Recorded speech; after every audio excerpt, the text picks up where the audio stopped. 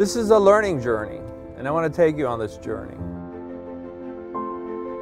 And you're going to be able to explore the world and see the world in a different way.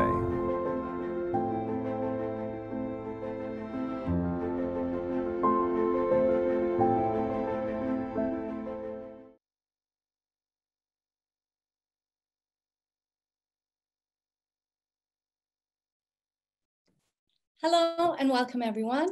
My name is Nadia Eid. I am CEO and co-founder of the Body Language Academy by Joe Navarro. We are pleased to see people joining in from all over the world. We are 700 plus people. I want to welcome you to this exciting webinar around body language and nonverbal communication in the workplace. For many of you, this is your first webinar with ex-FBI special agent, best-selling author, and world-leading body language expert, Joe Navarro, and your first step on a learning journey. So reading body language is not something you can learn overnight, but when you start to observe, interact, read, and practice, we are confident that you will see all the benefits of becoming a body language expert, and why I and the rest of the team are so passionate about nonverbal communications. For now, I want you to enjoy this session, and then we hope you will continue your learning journey with us. At the end of this webinar, we have an exciting offer for you, so stay tuned for that. Once again, welcome, and now over to David Stephen, who will be interviewing Joe. David is our senior mentor and program manager. Thanks, Nadia, and it's great to be here with everybody. It's great to see so many people from around the world with over 700 people registered for this event. It's very exciting, and clearly people are very enthusiastic about talking about workplace relations, emotions in the workplace, conflict, those sort of things. So I'm looking forward to tonight as well. But before I introduce Joe, we're going to do a quick start off with a quick poll. And this poll, I'm going to ask you, what emotions do you regularly experience at work? So let's launch that. And if everyone would like to choose their top three, so pick your top three emotions that you regularly experience in a workplace setting. Okay, I think we'll stop it there and we'll have a look at what people have put. All right, I'm going to share the results. And here they are. The poll results show that, in fact, it looks like frustration is a big one, followed by happiness. And then the others, you know, anger, fear, contempt, surprise, and then sadness down the back. So that's quite interesting. All right. So now let's talk to Joe. Joe, are you there? Good morning, Joe. Good morning or good evening. That's right. We truly have a global audience. We're Nadia in Copenhagen, and you are in Australia. So welcome all. Thanks, Joe. And of course, you're coming to us from Florida in the US. Yep. And look, it's going to be a great session, and we're really trying to make this webinar quite interactive. So people that are watching will get a chance to watch some videos, maybe some stills, and to vote on what they're seeing, which will also add to the discussion that we'll have around some of those nonverbals. And the great thing I love about these videos that we're using are that they are all the ones that we're using in the program, the expert program that you put together. So it's very exciting to be able to share some of those. And in fact, you star in one of them. So it's yes. Yeah. And by the way, those were filmed in Copenhagen. You know, as if I may interrupt, as we looked at that survey, and the first one that, as you said, popped up was frustration. Just think for a minute how frustration manifests non-verbally. You know, you go to work every day, and when that frustration level goes up, the first thing our bodies do is reveal our sentiments. And just think about that as we talk about the workplace and so forth, and how that negativity begins to reflect on us, and then how it is copied as we deal with others. Yeah, absolutely. Emotions spread like wildfire in a lot of workplaces. Emotion contagion. That's right. For better or for worse, it would seem. Yeah. But now, Joe, you've spent many years in the FBI in a few different roles. You must have come across a lot of different emotional situations in that setting. I thought it'd be great, before we sort of jump into some videos, to sort of get some insights, if you can maybe relate to us a situation where you found yourself with emotions going high, and how you sort of handle that, or what happened in that situation. Yeah. I mean, any law enforcement work, anybody that's a first responder, anyone really that's in front line, runs into the full gamut of emotions. I remember in Yuma, Arizona, we rescued a child that had been kidnapped, and I remember the mother running towards me to hug me with such force. She could have been a tackle. I mean, she was just so elated, to the complete opposite of people just demonstrating anger and so forth. And one of the things I think that I learned early on in my law enforcement career is that while I don't have control over what other people express, there are things that we can do to calm things down, to let things simmer, to in the proper term, to attenuate the situation, because it doesn't help to aggravate it. And the best that we can do is work towards at least calming things down. And one of the easiest things I learned early on was that the minute we confront each other face to face, things just get more and more aggravated. And the closer we are, the worse things become. And I learned as a law enforcement officer, certainly as an agent, that the best thing to do was to actually back away. Now, a lot of people, think that, that's cowardly and so forth. And I assure you it's not. It's just wisdom. Because it serves no purpose to be in each other's face. And a lot of times in the workplace, you'll see colleagues just at each other face to face, and really someone has to take the high road and begin that process of backing up, and even just angling a little bit. As primates, this is very intimidating. When we angle to each other, our heart rate actually goes down. And then if you can just begin a process of cathartic exhales, where you visibly and audibly do that exhale that is long, where you go, that sends a subconscious message to the other person to begin to calm down, because our brains seek homeostasis. And when we see someone that is going towards that, subconsciously we gravitate towards that homeostasis.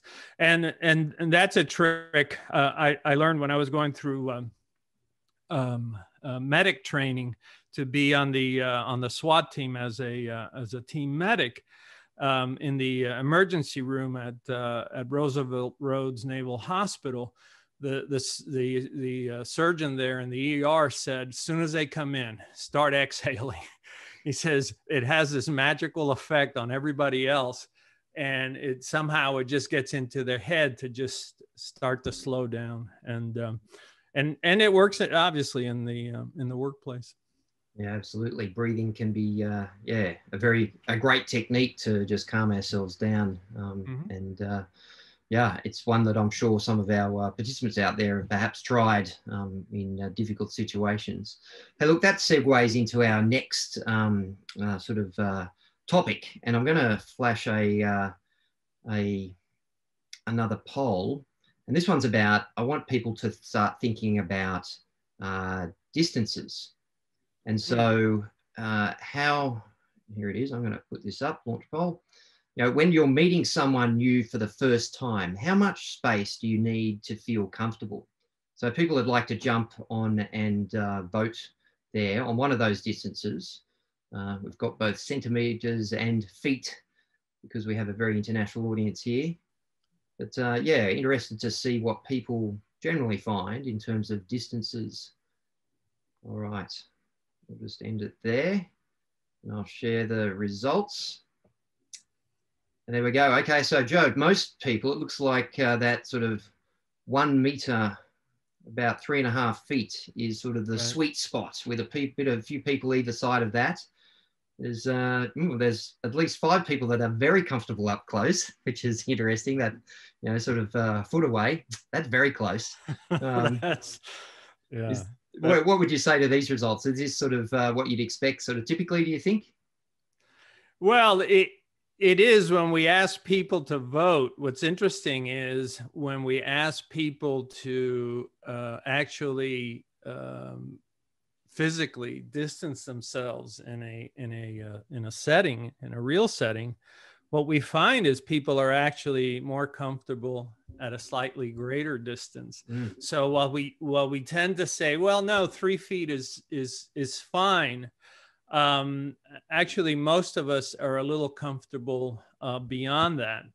And the significance of spatial requirements is very significant in the workplace, because, you know, just like you and Nadia, we work in a global space. I mean, prior to COVID-19, I was all over the world. And one of the things you find is that depending on culture and depending on personal preferences, we have spatial needs. There's no question about it. You know, when I go to Latin America, you know, Bogota, Mexico, people stand closer and so forth. Cuba, where I come from, people stand very close. You go to other countries and people stand further back. And I personally, you know, maybe it's my bureau career, but I always was taught, don't let anybody too close to your weapon. So I 4 feet is fine. 4 feet is fine. You don't need to get any closer. My hearing is good.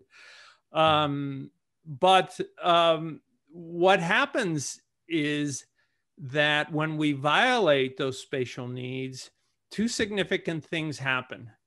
The first one that most people don't think about is that we actually reduce what we call face time, right? So in business, you want to increase face time. If you want to make a sale, if you want to impress someone, you want to have maximum face time. The minute you violate somebody's space, you are already cutting into that. The second thing that happens is it causes psychological discomfort. And what do we know about psychological discomfort? The limbic system is aroused and it begins to stress you. You know, think about those times when somebody stood too close. Think about those times when you were in a crowded elevator, or you're in an elevator and why did this person come and stand next to me when there's all that space? Those feelings are not just sentiments. Those feelings begin to affect how well we think. We know that stress affects cognition. It affects our ability to remember things. So, you know, spatial violations is nothing to scoff at, because for me, especially in meetings, one of the things that I want to achieve is maximum face time. And the best way to do that is to find that sweet spot that creates that psychological comfort that lets them know hey, it's okay to be here. And, you know, quite frankly, sometimes we have to assess for that. Now, prior to COVID, you know, we would teach, David, you know this, that, you know, we lean in, we're far back enough to where we lean in, shake hands, and then take a step back and then see how people self-adjust. It'll be interesting to see post-COVID what that's going to look like, because even with my neighbors, when we're outdoors and even when wearing masks, I'm noticing everybody is standing further apart. But maybe they're just concerned because of my age. I'm not sure. Whatever it is, I think we're going to see some changes in spatial dynamics. But there's one thing that on first impression, when you walk away the first time you meet someone and you say, oh, I really enjoyed that person, or maybe you didn't. Oftentimes what creates that good impression is that the fact that they honored your spatial needs. Yeah, no, that's really interesting. And that also goes to the heart of the relationship that you have with the person will also, of course, dictate the distance. When you're closer and more comfortable, they can stand closer to you. When they're uncomfortable or you're a stranger, then further apart. And yeah. But that comes, and that comes with time. You know, it comes with time. You know, keep in mind, I'm in the process of writing a book, and one of the things that I write about is that people think that establishing rapport is just something you do the first time. Establishing rapport is something you do every time you meet with someone. And if you fail to do that, then that creates this, you know, in general terms, this negativity that you walk away and you just feel like, oh, you know, this guy just crowds me. And I maybe for the next time we do this for the survey, if you ask women, and I have in my seminars, how many of you feel that men stand too close to you? I would venture to say that upwards of 70% would raise their hand, which is a wake-up call to men that we have to be sensitive to spatial needs. Yeah, no, that's great. Well, let's head into our first video. Now, this one is one of the ones that we use on the program. It's one of more than 125 different videos that go throughout the different learning paths. And this one's particularly, I do enjoy this one. Let me just pull it up. That's because you were filming it. That's right. I wasn't behind. Yeah, I was behind the camera, not in front of it. So what I'll do, I'll play the clip, and then we'll have a chat. Anastasia. Hi. Hi, how are you? I'm glad you made it. I'm good. Yeah, it's, how was the flight? Okay? It was good, thank you. Yeah, because, you know, we were worried about you, whether or not you would be able to make it. And so I'm glad you're here. Yeah, everything good? Yeah, thank you. All right, great. I've got a quick survey. Let me just very quickly let people talk about this one.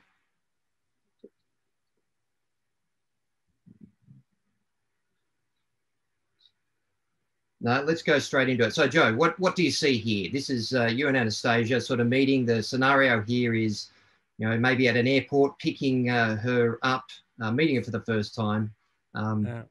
Yeah. Well, you know, this is typically what happens is you're excited to see somebody that, you know, you haven't seen for a while. And I think that morning, this was our second morning we were filming, and, you know, I'm walking right up to her. And in my excitement, you know, what you begin to notice is that I'm not observing her. You know, my enthusiasm to greet her, you know, I'm smiling and so forth, and she's trying to sort of humor me. But that's often what happens is, or sometimes we have an agenda and we're blinded to what is clearly happening. She's backing away, you know, in this scene. You know, obviously I'm not 4 feet away from her. I'm not even 3 feet away from her. She has backed away. Her right hand is covering her suprasternal notch, which is a sign of disconcern or apprehension or fear or discomfort. Her nose is wrinkling upward, and she's actually becoming very tense. And this can happen for any number of reasons, not the least of which, like I said, is you're overjoyed to see someone, but you're not mindful of their spatial needs. And this is something that, like the handshake and these other small behaviors that we sometimes ignore, we need to be mindful of, because I can tell you that right now, and if you ask Anastasia, she would tell you she's not comfortable. She's not even listening to what I'm saying. She's too busy backing up and being apprehensive. And that's really the message here, is that we have to be mindful of ourselves, even though there's a lot of joy and alacrity on my part. But we can overwhelm people and make them very, very uncomfortable. And in fact, one of the things that I have found over the years, that sometimes when we have difficulty remembering people's names, it's because when they first approached us and shook our hands, they were so violating our space that, what's the first thing to go is our ability to remember. We have this emotional hijacking, this limbic hijacking. And so we don't really remember what was said, but we remember the experience. So yeah, I felt bad we had to do that to Anastasia. By the way, she wasn't expecting that. This was just to get her authentic reactions to it. Yeah, and we certainly did. I noticed you also, you reached out and touched her a couple of times, which clearly added to her discomfort. You can almost see the lip press happening there and the bit of a clench in her jaw as she sort of was demonstrating how uncomfortable she was. Exactly. That's something else we have to be mindful of. Now, by social convention, for instance, in the United States, we can, give like a friendly touch anywhere from the shoulder to the elbow. Interestingly enough, no further upward, not behind, and no further downward than the elbow. But there are other cultures where touching is just strictly forbidden. This is, this would be very common in Latin America, where, the haptics, the touching takes much more place. And you also have to be very mindful of that also. And, frankly, I mean, some people just do not like to be touched. Yeah, and understandably so. And even less, and that in this day and age with COVID, it's, I guess it's less of an issue depending on your view, but yeah. All right, I'm going to stop sharing that one, back to us. Okay, so let's move on to the next one that we've got now. And this one's another video, and I've taken a couple of small parts from a larger interview. And to give a bit of context, this is an interview on the Tonight Live show, and it's the host is interviewing Gordon Ramsay, who is a famous celebrity chef based out of the UK, and the other guest is Sophia Vergara, who is the a TV personality on different programs such as I don't know what she's been on. Modern Family. Modern She's Families, a huge yes. star on Modern Family, yeah. Absolutely, that's the one I was thinking of. So, and this is them having a conversation together, and it actually starts with a still shot, and it's Sophia describing. It's her with her head down on a table next to a bread roll, and she's describing how sad she's going to be because she's been overseas on a holiday, and it's the last time she's going to eat these delicious bread rolls for a period of time. I felt bad because I knew I was not going to be able to eat that bread until next year. Really? So how much weight did you gain? Did you gain any? You didn't get any weight. Gain any weight? What question is that? How much? I'm not going to say. What, like 2 pounds? No. I like mean, 10 pounds? Whatever. Where? You know, remember, you were under oath. Yes. Come on. Oh, yeah, on American talk shows, you must have... A couple of pounds, it's okay. I was on vacation. Yeah, okay, all right. Now I hear you love dessert. Are you a big dessert? Come on. Of all the things chefs have prepared on the show, this is the tastiest item I have ever had. Colombian. You can take it back to Colombia. Ignorant. What is the English cuisine anyways? English, we have chocolate mousse. Yeah. Fish and chips, that's all you eat. What? That's exactly. Exactly. All right, so we'll take it back to the beginning. I'll play the first clip again, and then I've got a quick survey for those watching to see what they can pick up, and then we'll discuss it. I felt bad because I knew I was not going to be able to eat that bread until next year. Really? So how much weight did you gain? Did you gain any? You didn't get any weight. Gain any weight? What question is that? How much? I'm not going to say. What, like 2 pounds? No. I like mean, 10 pounds? Whatever. Where? You know, remember, you were under oath. Yes. Come on. Oh, yeah, on American talk shows, you must have... A couple of pounds, it's okay. I was on vacation. Yeah, okay, all right. Now I hear you love dessert. Are you a big dessert? All right, so we'll pause it there. Let me put up the quick survey.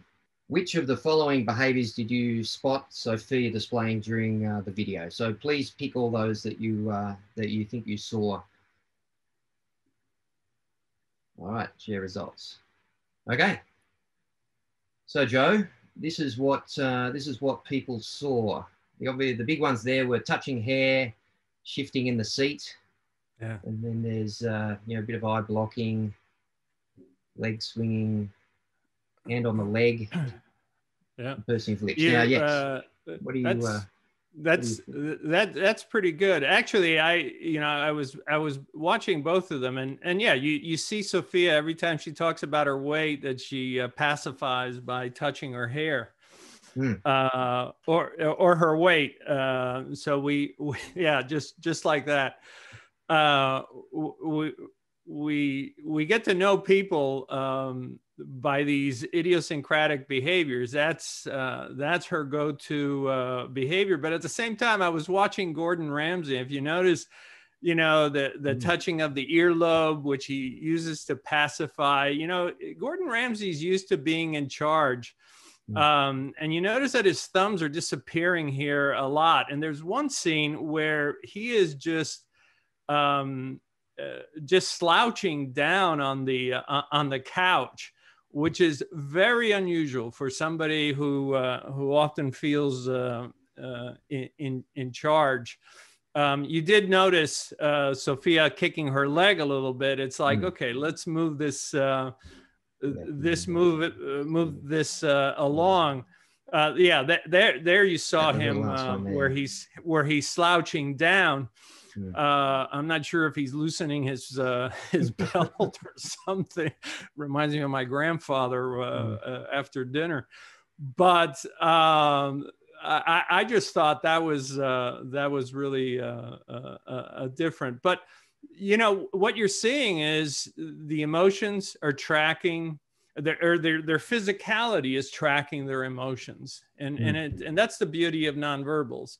It is being displayed in real time, and it tells us a lot, including in the end. You see, Sofia Vergara leaning away from Gordon Ramsay, and I have sat in so many meetings where at the end of the meeting, people were. If they'd leaned any further away from each other, they would fall off the chair. And maybe you can scroll to near the end where you really see. In fact, that's in the. Let me play the whole of the second clip, Joe, which includes that swaying, and then as in the second part. Well, even stop right there. Look at how she's turned. Right. Yeah. So, this is what we call ventral denial. And one of the things that we learn from studying the limbic system in the course is that even these small little events cause limbic denial or ventral denial, which is, you know, the brain uses heuristics, it uses shortcuts. So it says in any situation when you're confronted by something that you're not comfortable with, turn your belly away, whether it's a charging dog or it's a menacing chef. And there we see an example of that. Yeah, let me play this because, yeah, you're absolutely right. And we see her gradually turn more and more away.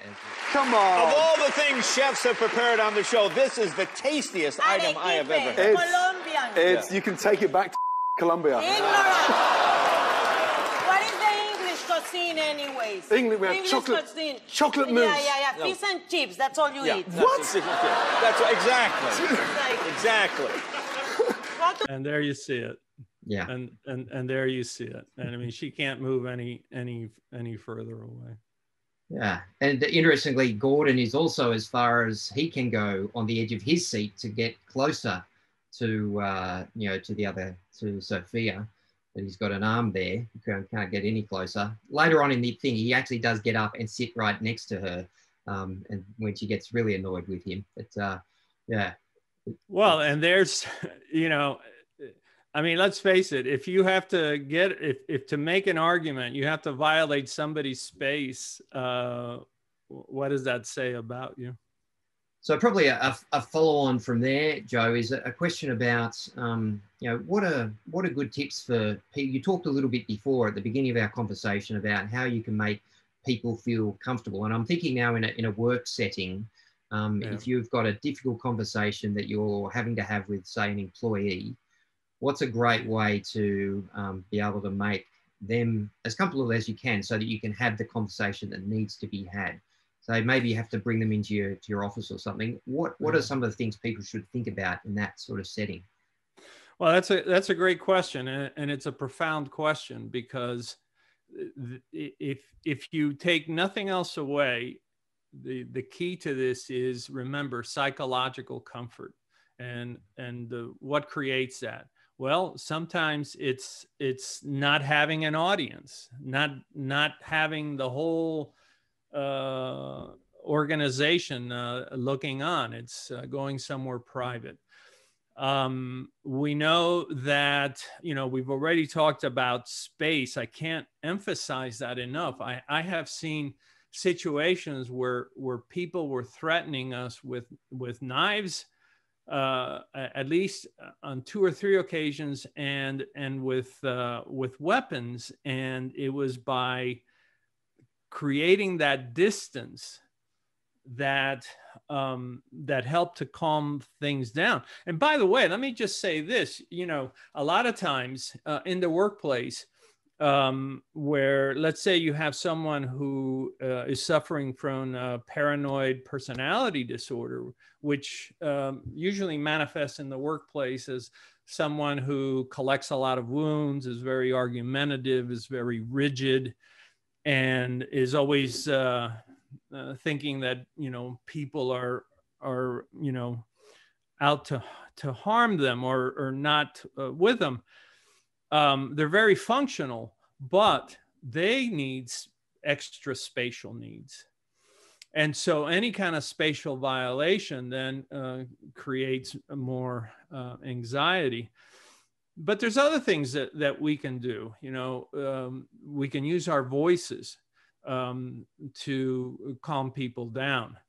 You can go from, hey, settle down, you know, that kind of thing, which never works. You never tell somebody to settle down. Using that cathartic exhale, lowering your voice, working on yourself to keep yourself in check, and by lowering the voice, getting them to sort of go into your synchrony, and your cadence begins to settle them down. And then we build in a little bit of head tilt, which says, I'm attentive to you, I'm listening to you, which, you know, even to babies at about 4 months of age, babies recognize head tilt. You know, this versus the drill instructor comes across very differently. And then when you angle it, it's a powerful constellation of behaviors, but they can only take place if you yourself recognize that that's part of your responsibility to calm things down. I've interviewed people who talked, this woman in particular, her home was invaded by this guy who wanted to take her, you know, take her money, rob her, and other things. And with a calm voice, she talked him both out of the weapon and to, you know, reveal some things about himself. And she attributed it all to, I mean, I remember she said one of us had to be calm, and that had to be me because it was my life. And oftentimes that's what we have to do. We can't expect the other person to do it. We have to take that responsibility. Yeah.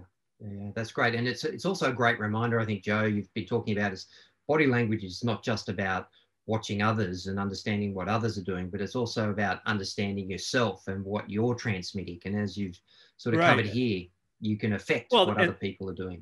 Yeah, and that's what the course is about. You know, a lot of people look at body language and they say, oh, you know, I want to learn about deception. Forget about deception. There's so many other things that you need to learn about. You need to learn about how you come across, about your nonverbals. You know, I mean, think for a minute. What is the difference between a captain and a general? Well, if you look at it on screen, you know, if you were to look it up on screen, you'd see a little tab like this. That's a captain's tab. And in America, we wear it here now. And the general's tab is a little thing like this. That's a star. But when you see how they comport themselves, they are worlds apart. The behavior of a general is so distant from the behavior of a captain. They don't need the insignia. And that's the point. That's the point, that we have to recognize, marshal, wrangle, and utilize those behaviors that say, I am the general. I'm not the follower.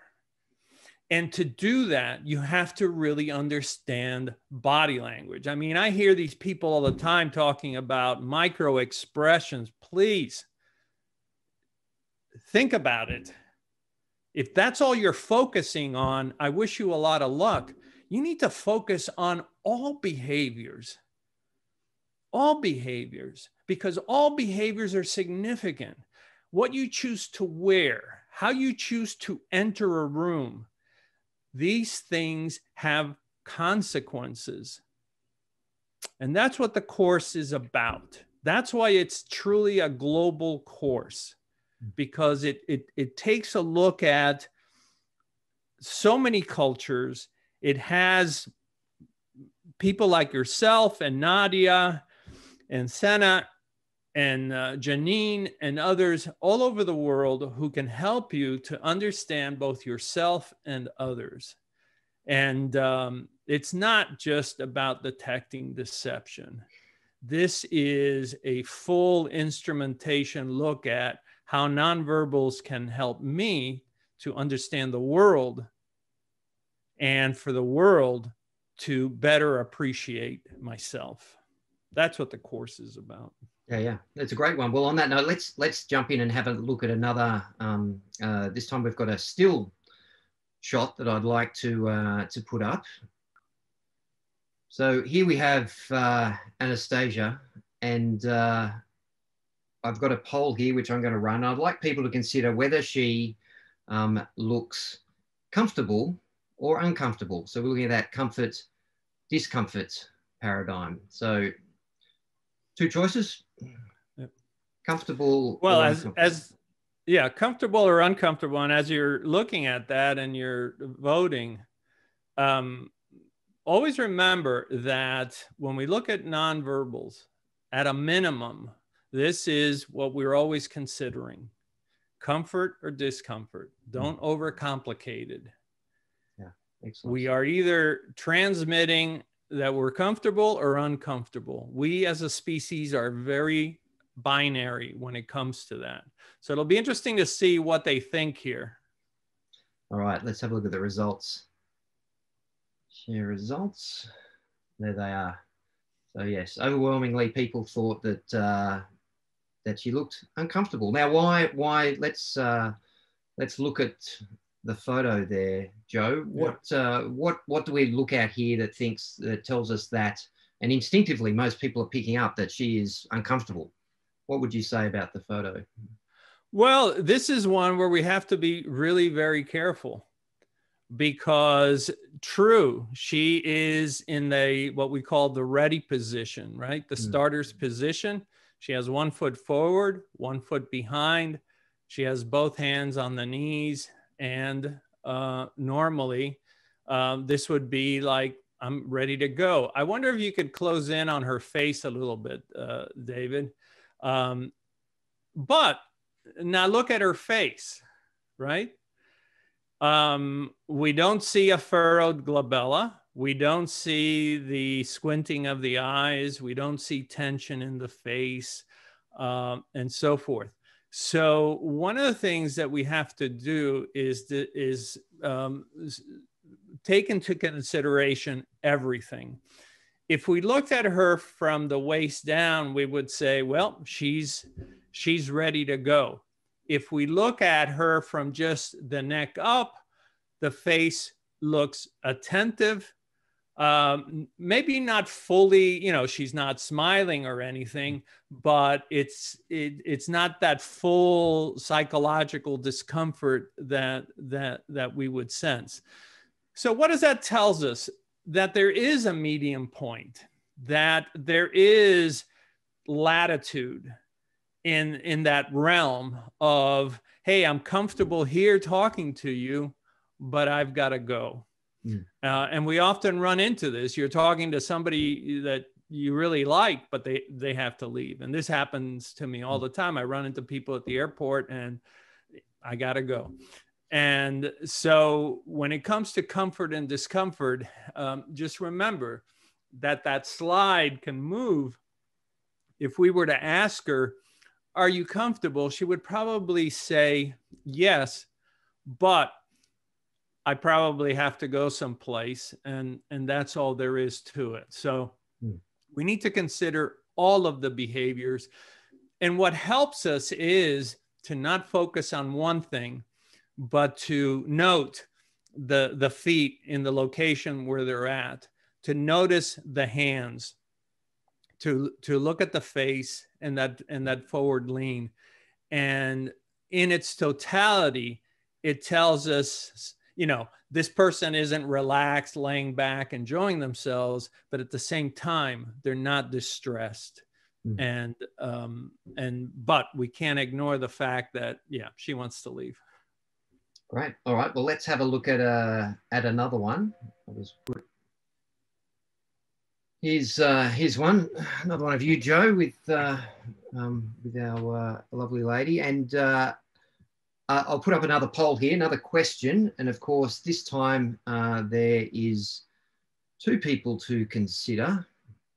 So I'd like people to vote on whether first of all, the man, Joe, looks comfortable or uncomfortable, and then there's click on the next and you'll be able to vote on whether the woman looks comfortable or uncomfortable in this setting. Yeah, and if the poll question pops up right in the middle of the screen, you can move it to the side, everybody. Good point. Otherwise, just drag it over. Very hard to make your decisions. This one should be interesting because a lot of people misread this one. And I think they misread it because they focus on too few behaviors rather than in all the behaviors. All right, I'm going to end the poll there and share the results. So a little bit more mixed, still overall comfortable for both of them, but a few people have gone with the uncomfortable. So Yeah. Let's talk about this one, Joe. What do you see here? Yeah. And that's usually the mixture is, you know, when as you know, because you know I took you in Copenhagen, and Nadia and the others in town. One of the things that you notice is, without listening to the words, is, in essence, if you were looking at this from 100 feet away, you would notice that there's a lot of isopraxis, mirroring behavior. They're both sitting. They both have their legs sort of intertwined. They're angled to each other. They're actually not sitting in front of each other. You notice that their cups are simultaneously being held. So there's a lot of similitude here. For observers like myself, I look at, for instance, where is her cup and her hand? And what you don't realize from this photo is that she's actually right at or just slightly beyond the midpoint of the table. One of the things that happens when we are uncomfortable around others, we tend to restrain our hands and arms. If she was truly uncomfortable with me, her hand would not be that far forward. There's a couple of things she could do. She could bring it completely to the edge of the table, or she could curl her hand around the cup so that I would be looking at the back of her hand. The other thing you notice is, you know, I'm looking at her with my touching my chin, which is a pensive posture. We were just talking about something. I believe the photographer took this while we were setting up, and she was talking, and I was, you know, thinking about what she was saying. I'm interested in what she's saying. I'm in a forward lean. She's in a forward lean, and once again, you know, this just happens to be the way that Anastasia is. She's very reserved, and but she's appears to be interested in what we are conversing about. So I've heard some people say, well, they cross their legs, so they're not very comfortable. No, actually, in a table like that, crossing your legs is actually very comfortable. And we're both mirroring each other. But it's the fact that those hands are so close to each other, and that there's a lot of other mirroring, you know, these aping behaviors where we're both leaning in, we're both looking at each other's faces, that say, this is a business meeting, we're talking about something, maybe it's something serious, but there is a high degree of psychological comfort here. Yeah, that's great, Joe. And yeah, I think definitely, you know, often people can look at the feet and think they're not outstretched, so that must mean that that there's something sort of off. But but when you look at everything with them leaning in, and as you say, the mirroring, it certainly sort of gives a different story. Yeah. All right, let's. I've got one more to share, which I think will be a good one. And this one is, to set the scene here, this is someone who is considering someone for, say, an interview, and they're reading some of their work. And so I've got a quick poll for people to do here. And it's around what are the key emotions that the lady in this picture is experiencing. So, and we've listed a number of different ones there. But what emotion do you think you're seeing on the woman's face and the body?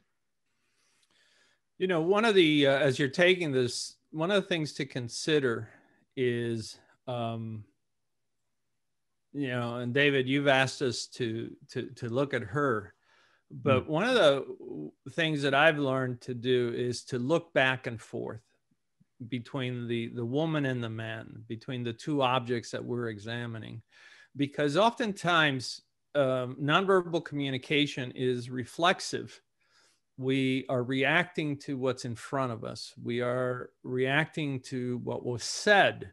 We're reacting to something that has just taken place.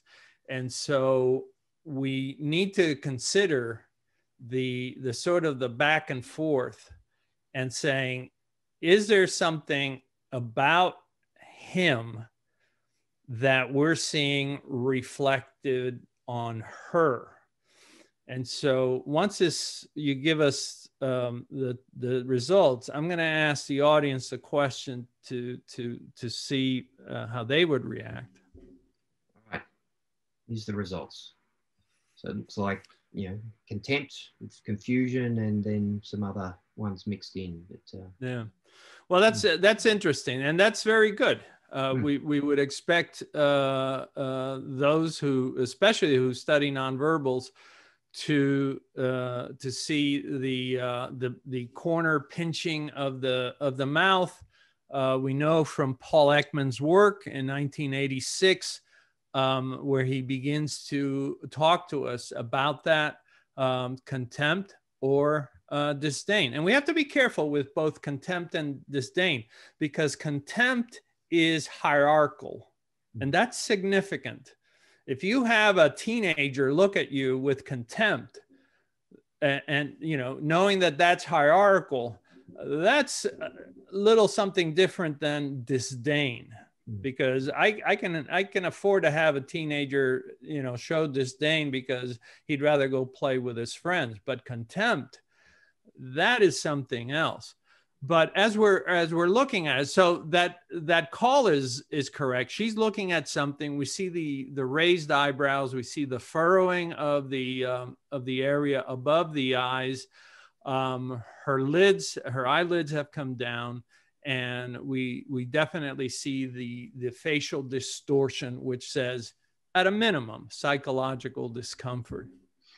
Now, what we have to consider is she reacting this way to the piece of paper in front of her, what's on it, or is it the piece of paper and what's on it and this individual?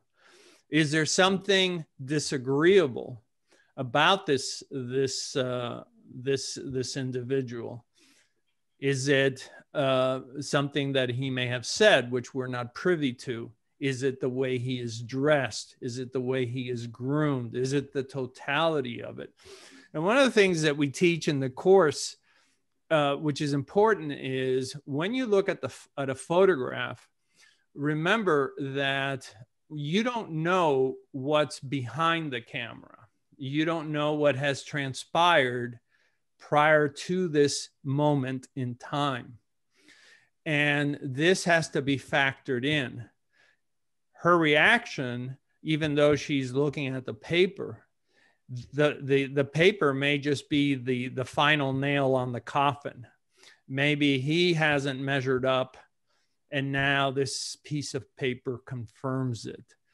What we can say is that we don't know their history. We don't know what's happened, and of course that would be useful.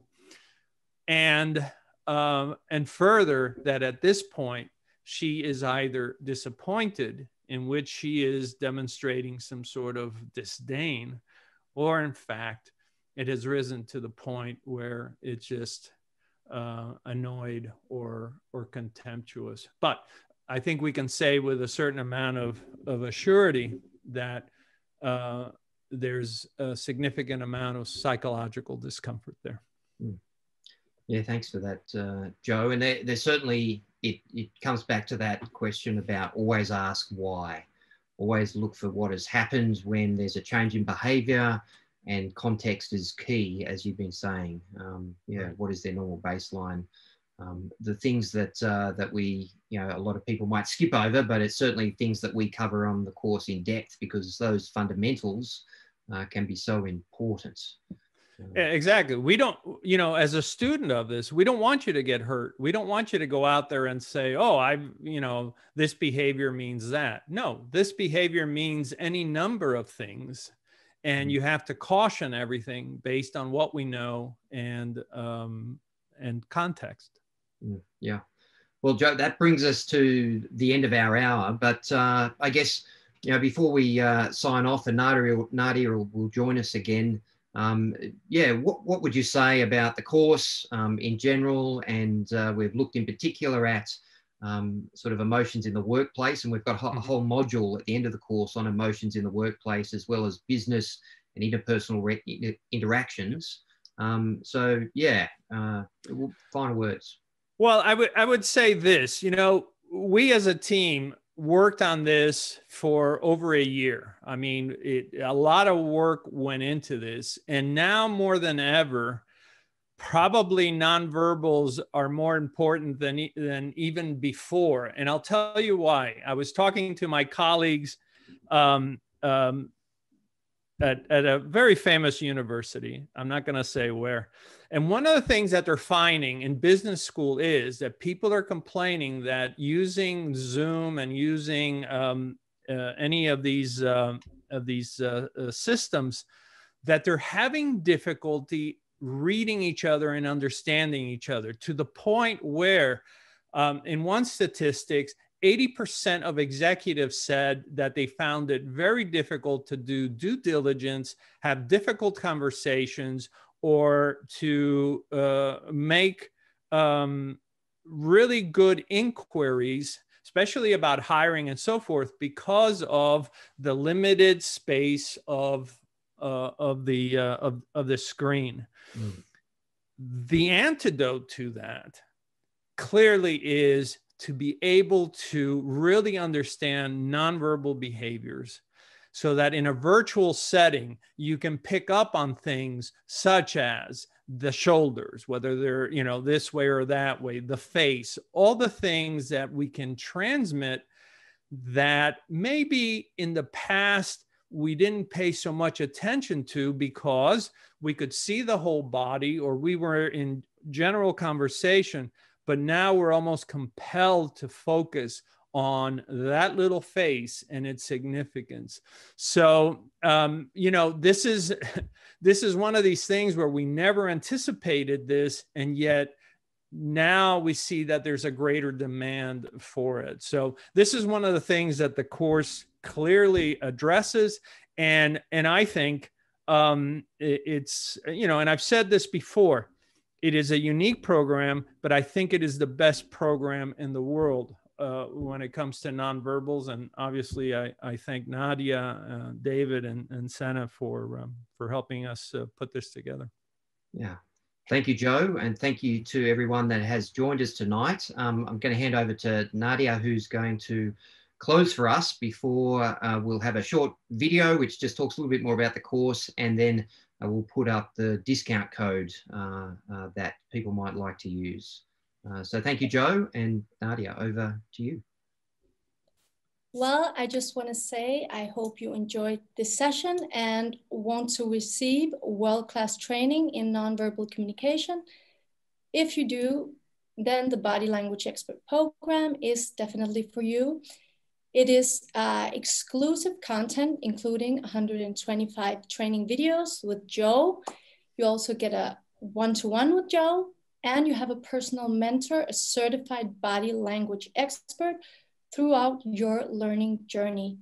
You get access to a global network, and you get, at the end, when you graduate, a global certificate signed by Joe from the Body Language Academy. So for you people who joined, participants at the webinar, we have a special offer. The retail price of the program is $3,899. If you pay the full amount up front, you get 10%. But for you, we have an additional 20% off the full program if you use the promo code on the screen. So we hope you enjoyed it, and thank you, David. Thank you, Joe. Thank you to our excellent mentors and the rest of the body language team. And thank you all so much for joining us. We hope to welcome you at the Body Language Academy by Joe Navarro. The Body Language Academy by Joe Navarro was created for someone just like you.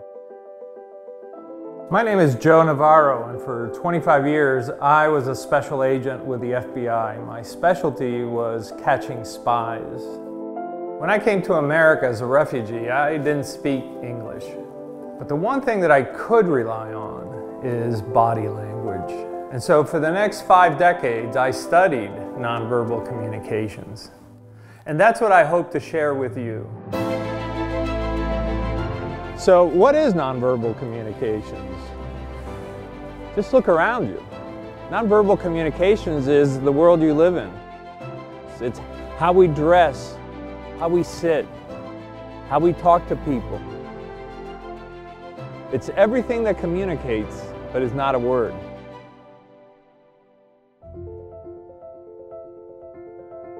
It's taken me a long time to put this together. And I'm going to share with you all those unique things that I have never revealed to the public. It is a unique program. There is no other program out there like this because it's based on my 25 years with the FBI and my 13,000 plus interviews that I conducted and the 20 years that I have spent working with corporate America, looking at those behaviors that make for exceptional individuals. Exceptional people are really good about reading others. They're really good about understanding who they're talking to, about being able to see what their needs, wants, desires, fears, and concerns are.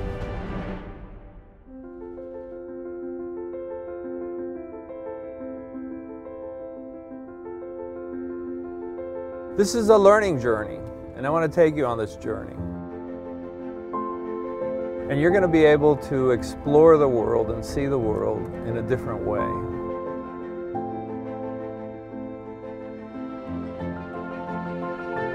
You're going to receive unique training. You're going to be guided.